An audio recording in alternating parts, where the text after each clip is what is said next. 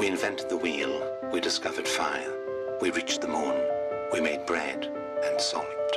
We invented cars, motorcycles, zeros and ones, hugs and the alphabet. We invented boats, heating in winter, the printing press, science and fiction. We invented the internet, the radio, the telephone, vaccines. The ninth. We made empires and revolutions. We invented Manhattan, Macondo.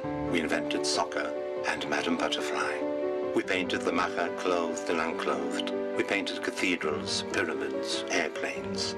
We invented rock, penicillin, telegrams, Dulcinea, polka and mousse, the gardens of Babylon, and even Peter Pan.